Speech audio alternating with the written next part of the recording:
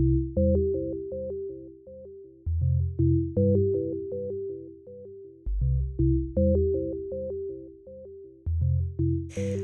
name's Goretti. I think that Goretti is a surname in Italy, but it's a first name in Spain. And the title of my presentation is Contrasting Medical Text Genres. The main aim is to show you the results of some contrastive studies I carried out in the past in different languages, mainly Spanish, English, and German. I focused on the medical field because that's my research area. Right, so this is what I'm going to do. So first of all, I'm going to deal with some terms which are very relevant in both in contrastive linguistics or applied linguistics and traductology. They are class of text, genre, and text type. So I tried to make clear the way in which they are used here in my work. I think that terminological clarity is essential in order to avoid misunderstandings and also to know the relationships between each term. Right. Then I'm going to comment on some of the text typologies for the medical field, and I'm also going to present my own proposal for text typology. Thirdly, when dealing with contrastive studies, it's necessary to compile a corpus, and therefore I'm going to refer briefly to corpus classification and corpus terminology. And finally, I'm going to show you the results of the contrastive studies I've just mentioned of some medical genres. So basically, medical brochures. I will deal with them in further detail because it's the field in which I've worked furthest. Also, informed consent. So that's what you have to sign, the documentation that you have to sign before undergoing surgery. Also, web pages of hospitals. And patient information leaflets, that's the documentation that comes with the drugs in the package itself. So let's start with the first point, so class of text, genre, and text type. And let's begin with class of text, which is understood here in this work as oral written speech acts associated with communicative intentions which, due to their repetition, have given place to conventionalized, established models of recurring communication. So if I had to highlight the most important features here, I would definitely highlight those ones. So first of all, speech acts, communicative intentions, conventionalized, so we have conventions, and recurring communication, that's what gives place to these conventions. Which will be recognized by the readers. Some examples of, well, by the way, this definition is taken from Mayor Serrano and is based on the contributions of Reis and Femia and also Sega. And some examples of classes of text, as it is understood here in this work, might be the following. For instance, letters, contracts, or brochures. Now let's move to the second concept, and then we'll I just try to relate both, which is the term of genre, which can be defined as a conventionalized form of text that belongs to a particular field, has a specific function in the culture in which it is developed, and reflects a sentence proposal which is foreseeable by the reader. So again, the most relevant features would be that one, in my opinion, those ones, in my opinion. So we say that there's certain parallelism with the with class of text. So we have conventions, again, specific function, sentence proposal, so the intention, the communicative intention, foreseeable, that means that the conventions are recognized by the readers. But there's one feature which was not present in the definition of class of text, and that's that of field. And it's because genres are related to a particular field. Also, the feature of culture is quite important because languages and cultures select randomly the features that will become conventional in a particular genre, in two different cultures. For that reason, it's quite frequent that we have one genre with different features in two different cultures. And we can even have one genre in one culture, but that genre doesn't exist in a different culture. So, having said that, some examples of genres could be, so for the class of text of letters, we could find the following genres: business letters, personal letters, presentation letters, dismissal letters. For the class of text of contracts, we could find the genres of work contracts, renting contracts, sales contracts, etc. And for the class of text of brochures, we can find the genres of bank brochures, tourism brochures, or medical brochures. Now let's move to the third term, which is that of text type. And according to Hattim and Mason, a text type is a conceptual framework which enables us to classify texts in terms of communicative intentions serving an overall rhetorical purpose. So again, the most relevant features here would be conceptual framework, which enables us to classify texts. So that allows us the classification of texts. In terms of communicative intentions, that's the determining factor, in fact, serving an overall rhetorical purpose that's related to the function of the text. Right, Hattim and Mason distinguish three different types of text types, which are expository, argumentative, and instructive. However, in the same text, we can have two different text types occurring at the same time, and the prevailing one is called the dominant focus, whereas the non-prevailing one would be the secondary focus. Right. So I've just explained these three terms briefly, but I'm going to show you this summary table here because I want to show you the way in which these terms are used in my work, but also the different terminologies that we can find. I've just selected a few examples, but of course there are plenty of interpretations, works about it, and we can find different uses of these terms to refer to the same thing. For instance, if we just have an announcement, that's what I call here class of text, but as you can see, other authors just refer it as category of class of text, genre, subgenre, sometimes even text type. Then we have a particular type of announcement, which is the wedding announcement. That's what I call genre in my work. But other authors refer to it as class of text, subgenre, also text type. That's a very common term there. And then for expository, instructive, and argumentative, most authors use the label text type. So in this work, I just want to make clear that I'm going to work with genres, with 4 different ones. I'll repeat them again. They are medical brochures, informed consent, web pages of hospitals, and patient information leaflets. Right, so let's move to the second point, which is text typologies for the medical field. And let's start by defining what a text typology is. And text typology can be defined as the systematization of genres based on rigorous criteria of text differentiation. So it's basically the classification of the different genres of a particular field according to their text type, to their prevailing text type, to their dominant focus. So a text typology allows us to have a quick identification of the main text types that are present in a particular genre, and also the type of communication, if it's general communication or specialized communication.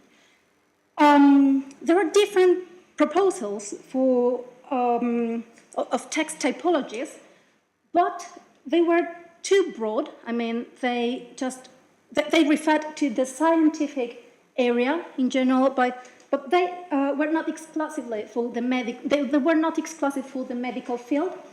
And also, those text typologies that focused on the medical field, or that included the medical field, were not exhaustive enough. For that reason, I've created my own text typology for the medical field based on previous typologies, of course, mainly on the contributions of Gamero, Hurtado, and Muñoz.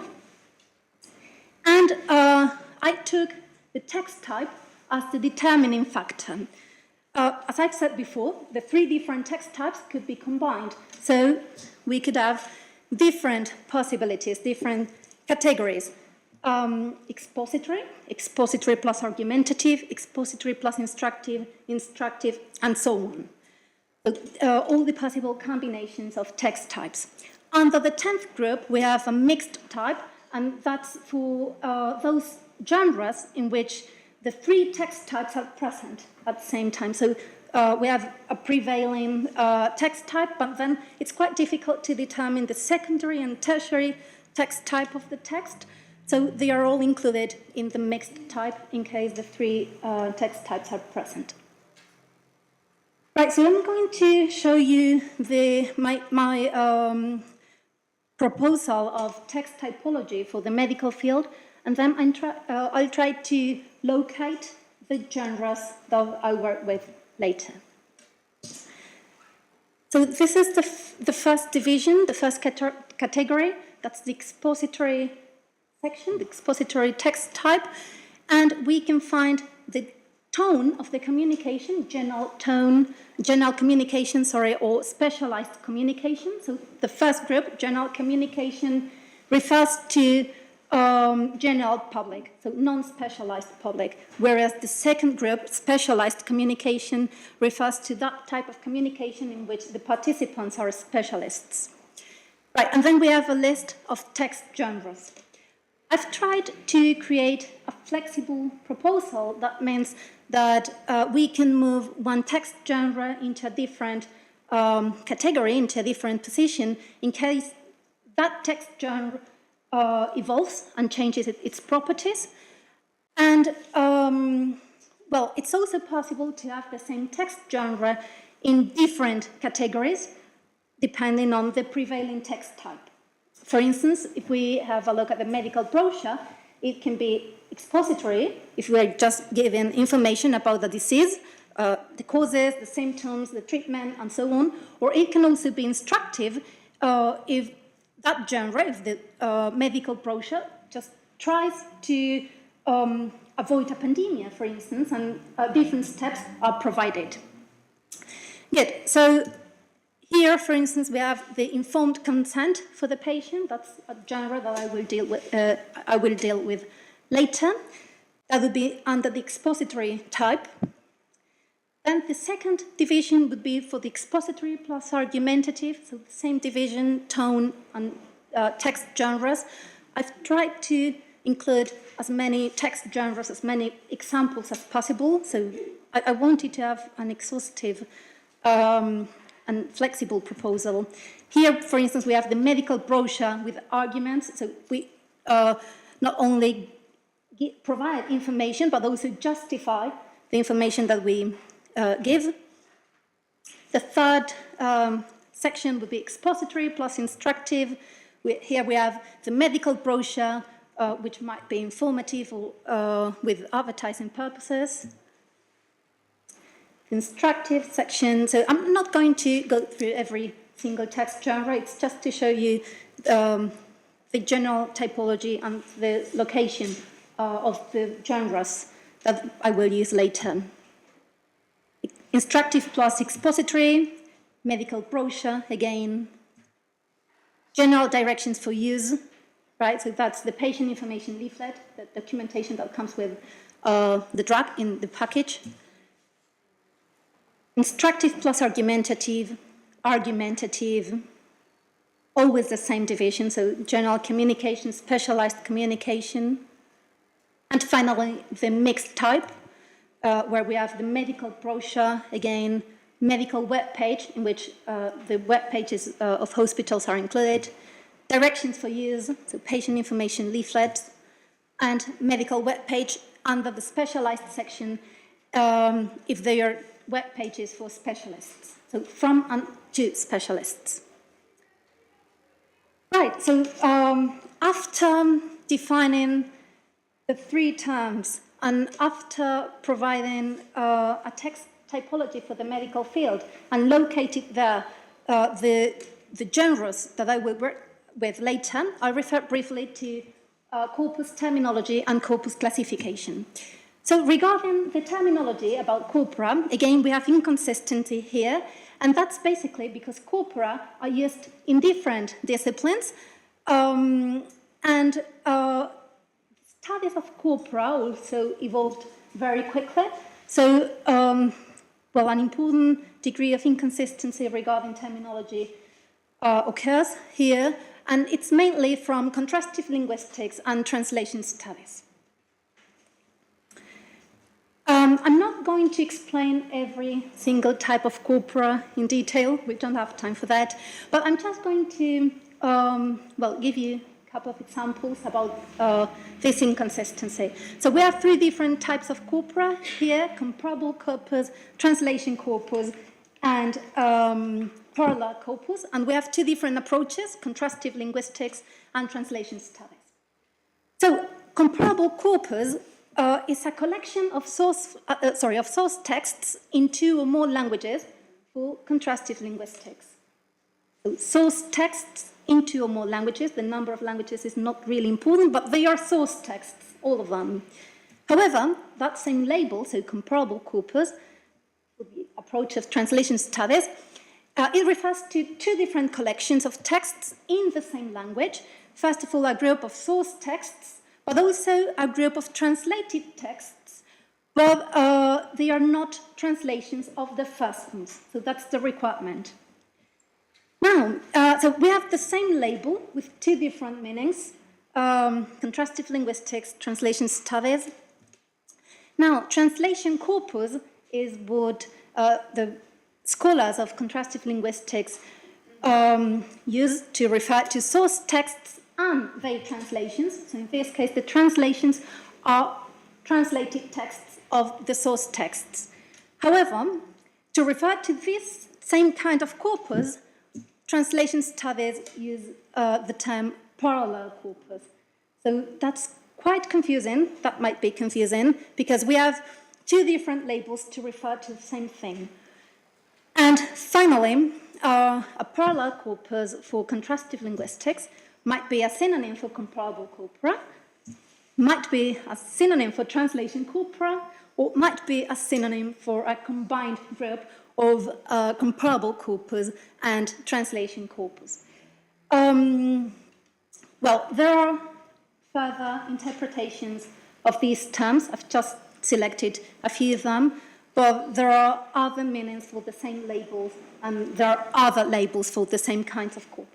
Right? It was just an example about the inconsistency that we can find.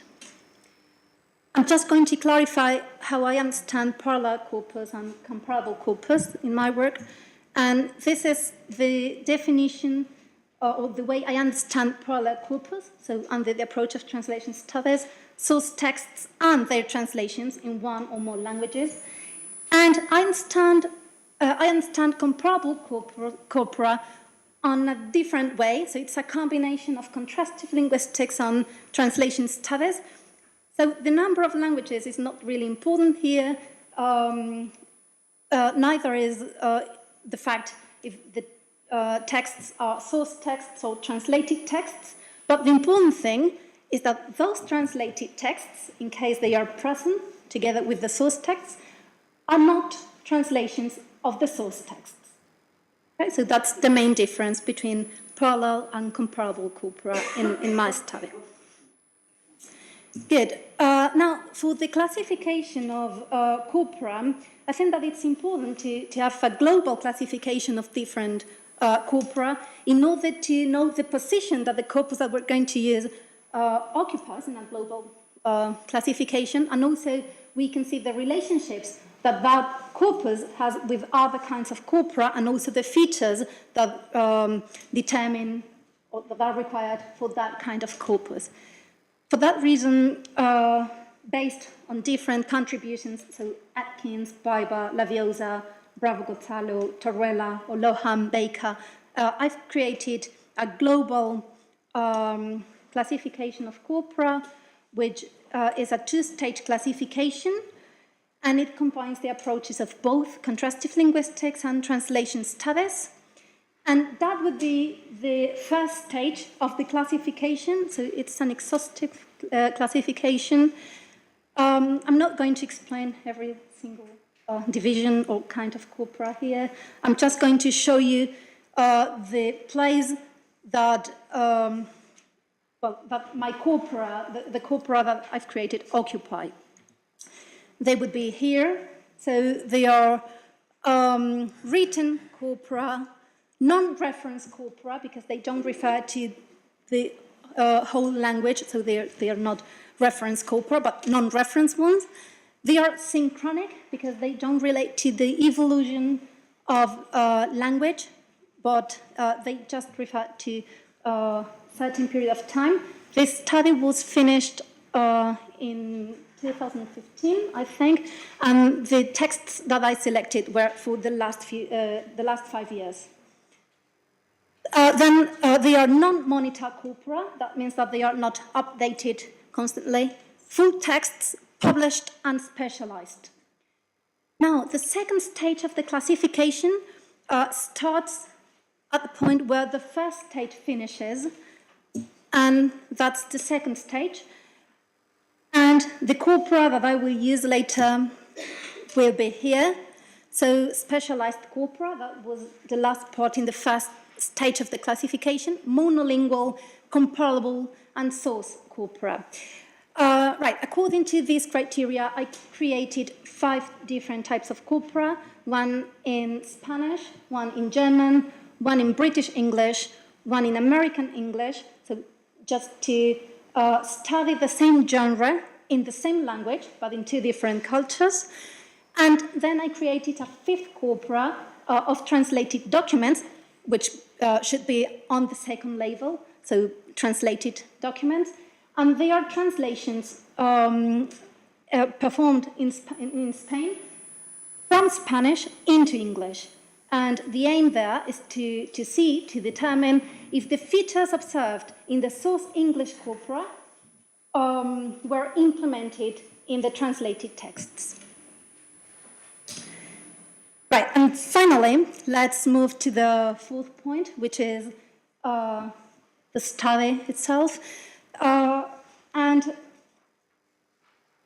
Let's start with medical brochures, which can be defined as a document with a few pages which provides the most relevant information about a certain medical topic and is addressed to a non-expert public, usually patients or relatives. So the contrastive analysis basically consists in 2 different stages. The first stage refers to formal aspects, so type of paper, information layout, the presence and color of images, suprasegmental features such as fonts and styles, also macrostructure. And the second stage refers to more linguistic aspects such as the number of languages, the register, so what other speakers mentioned before, that formal or informal addressing. Then vocabulary, the lexes, so specialized or general, the presence of acronyms, the text length, repetitions. Right, so I'm just going to show you the results, but I've combined the results of the 5 corpora on the same graph. So you'll see that there's plenty of information there. I'm not going to go every single data that we have there, but I'm just going to comment on the most important or the most interesting, information, right? Percentages and so on. And also, I'm not going to deal with every single aspect that we have in the contrastive analysis here. I've just selected a few of them. Right, so here we go. As you can see, I've used flags to refer to the countries, and for the translated documents, I've used the Rosetta Stone. So first of all, I'd like to refer to a type of paper, which in 95% of the cases in Spanish brochures was a special kind of paper, that means thick and bright paper. And that clearly contrasts with the 62% that we find in British brochures. However, though it's the same language, there's a huge difference between American and British brochures. We have 90% of American brochures that had special paper. Now let's move to information layout. And here I'd like to highlight this format, this layout in Spanish, which is the triptych, and it's clearly the most frequent one. The same happens in American brochures, so triptych is preferred here. However, in British brochures, 3 different formats coexist: diptych, triptych, and booklets, so it's stapled booklets, with similar percentages. What's interesting here, in my opinion, is the behavior of translated brochures. Remember that they are Spanish texts translated into English. Because they have a different format, so they are not influenced by the source texts or by the target texts, but they have a different format, which is several sheets stapled together. Right, now let's move to the presence of images. And, well, in almost all brochures we find images. However, in 31% of British brochures, we can't find any image at all. So just 69% of British brochures contain images. And that clearly contrasts with that 0% of German brochures, because 1 point. Because all German brochures contain images. Right, then we have the translated brochures, which are influenced by the source texts, by the Spanish corpus, with 10% of, so most of them contain images, 90% of them. Good, now let's move to the color of images, and there's a percentage I'd like to highlight, again, the Germans, because I've said before that all German brochures contained images, and the fact is that all images are in color. However, only 57% of British brochures are in color.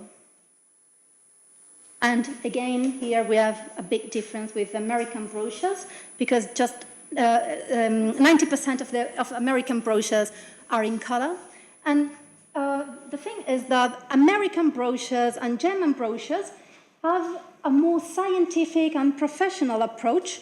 You'll see that later when I show you a picture. But that also happens with the presence of acronyms and specialized vocabulary. And, well, I'll refer to it later again. Now, the reality of images, 88% of German brochures and 80% of American brochures contain real images. That's related to what I've just said, that they have a more scientific and professional approach. And it's interesting that 32% of cartoons, of drawings that we have in Spanish brochures, and the thing is that Spanish brochures have a lower register, so they are more informal. You'll see that in a picture in a minute. And, well, translated brochures, for example, are clearly influenced by Spanish brochures because they contain cartoons, drawings, so they are also quite informal. Now let's move to fonts. And Spanish brochures are varied and attractive. And however, I'm sorry here, but 100% of German brochures use simple fonts. Again, you'll understand that in a minute, okay, with a picture.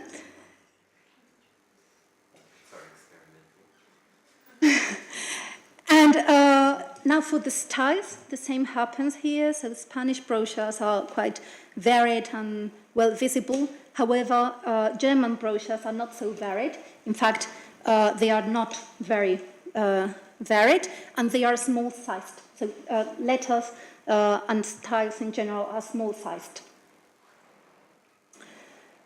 However, in English, both kinds, in British and American English, well, styles are less varied than they are in Spanish, but they are more varied than they are in German. And, well, the behavior of translated brochures here, well, varied and well visible, and less varied but well visible. So they are just influenced by both source texts, Spanish, and target texts, English. Now let's move to the second stage of the analysis, the linguistic part, and let's start with the register. And I'd like to highlight these two percentages here for the English language, because the addressing here is with the second person singular, with you. However, that person, so the informal type of addressing, is not used in any of the German brochures. Instead, the neutral structure or impersonal structure is preferred, and also the formal one. Right, now it's interesting to see the behavior of English here, because we have the same language with two different varieties, and the use of impersonal structures varies a lot. So we have just 80% of the brochures, of British brochures with impersonal structures. So impersonal structures, mainly passive. These structures are not very common in British English, but they are in American English. I'm not saying that this is something of the language itself. Remember that this is a non-reference corpus, sorry. I'm just saying that this is what happens in medical brochures. Right, and the behavior of translated brochures here is also surprising, because they are nearer the Spanish brochures, so the source texts, but they even exceed the usage of these impersonal structures. So I would say that there's an abuse of these impersonal structures in the translated brochures. Regarding lists, so enumerations, in German it's clear that all lists start with nouns. And in Spanish, nouns are preferred, but we can also find verbs, whereas in British English, there's no predominance of any of the patterns, because verbs, even sentences or nouns, can be found. And here the behavior of translated brochures are more similar to the target texts, the British ones. So yeah, here the changes have been implemented. Now the structure of information, and as you can see, we don't have the German brochures here. It's just because that part of study has not been carried out in that corpus yet.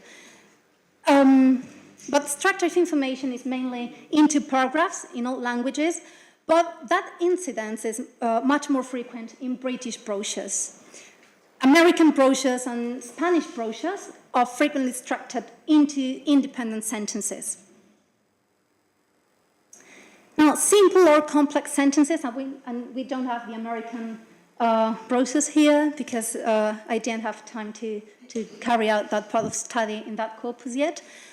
But, well, that's something which is related to the division that I've just mentioned.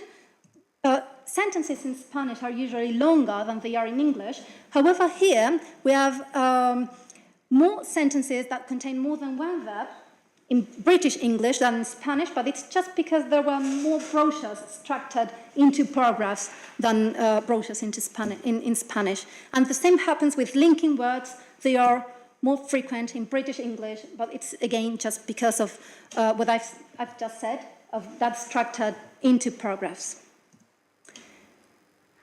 Right, the vocabulary is frequently general, because these brochures are addressed to patients, so that's general communication.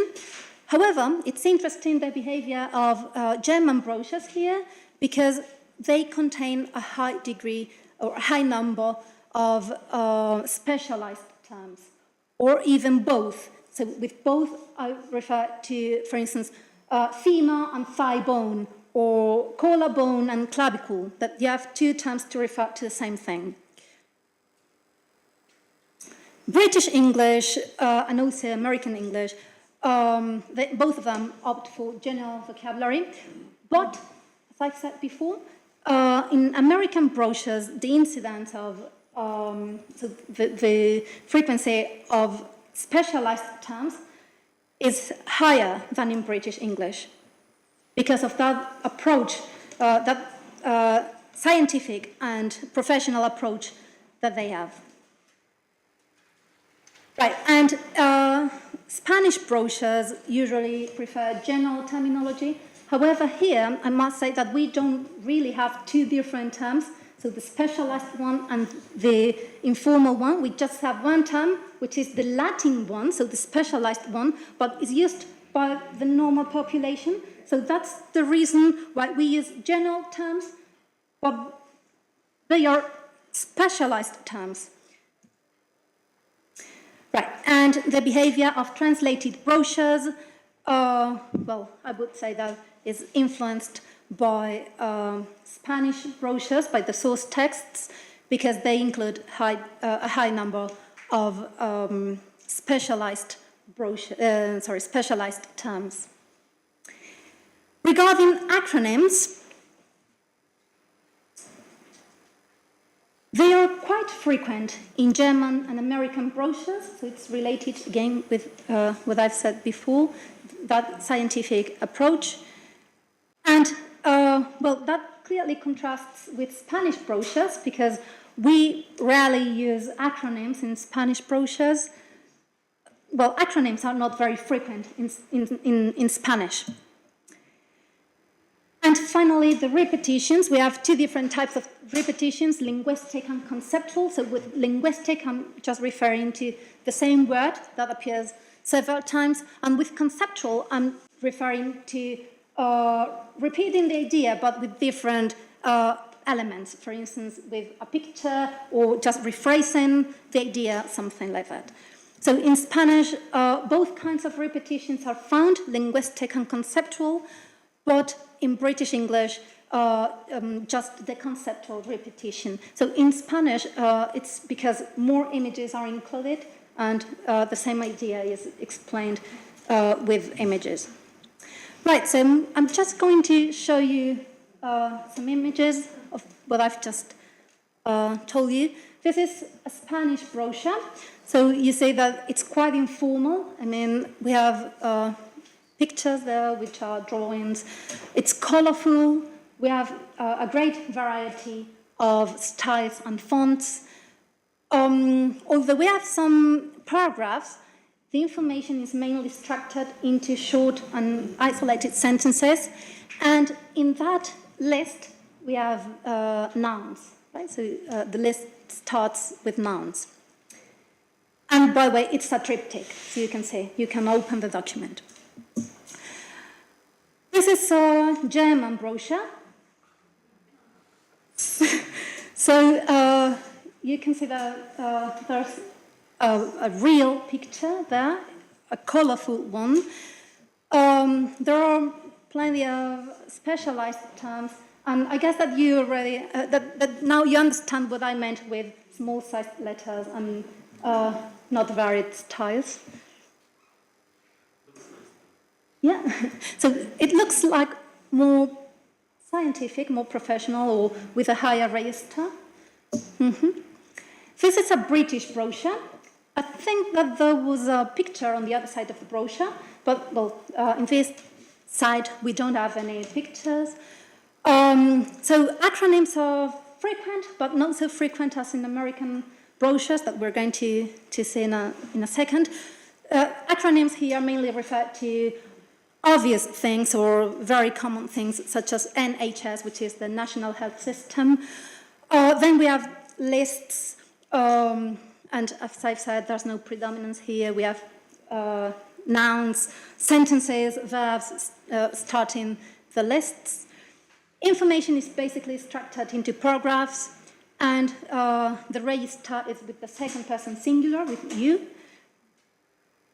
And styles and fonts are more varied than in German, but not as varied as in Spanish. And this is an American brochure. So Latin terms are preferred here. You'll find several acronyms, so a more scientific approach. Also real pictures, color pictures, and styles are quite varied. Right, so that's the end of the contrastive studies for the first genre. Now I'm going to refer briefly to the other genres. So let's move to web pages of hospitals, and in this case I contrasted Spanish web pages, English, so British web pages, and American web pages. So in Spanish web pages of hospitals, the information was clearly structured, and in every hospital you could find more or less the same division. So information about the hospital, the services, the team was provided, and also guidelines for patients, as well as teaching and research-related options. The format was user-friendly, was quite similar to that found in brochures, and so the layouts were colorful and drawings were common.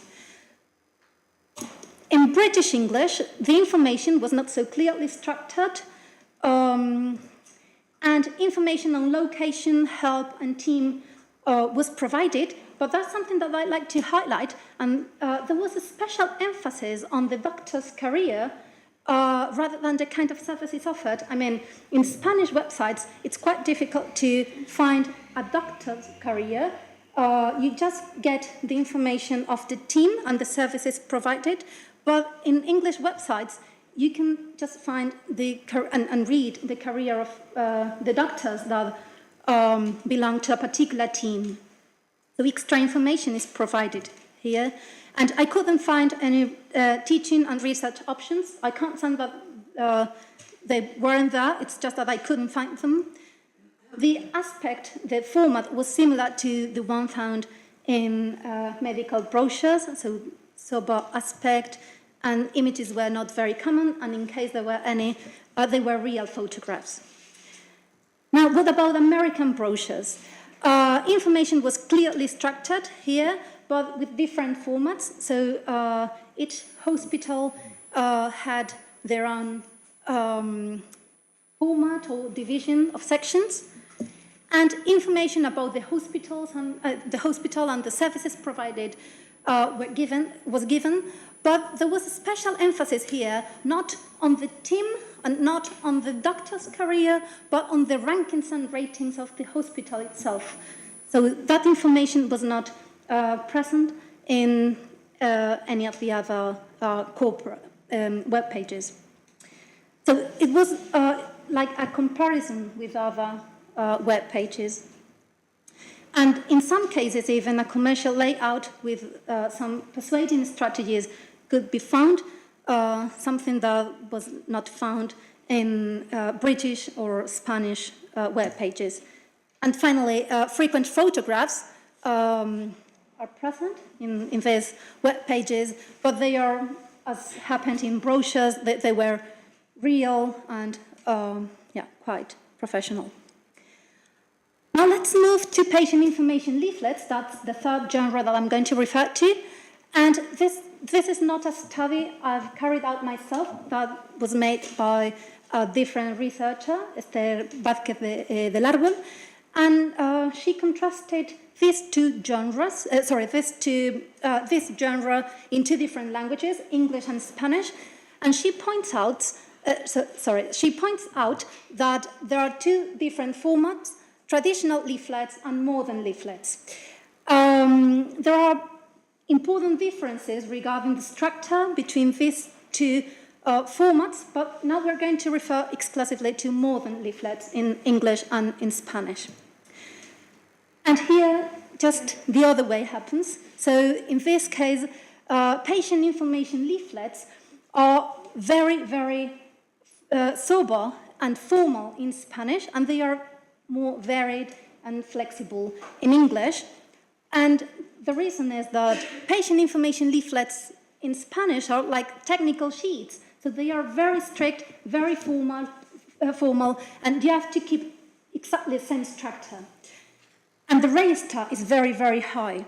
However, in English, more options regarding the macrostructure are found.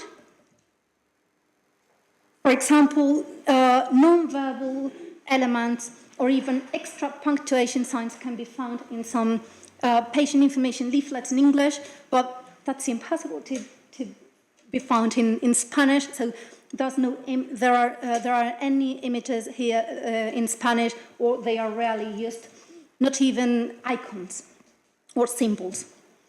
So in general, as I've said, the register in English is lower.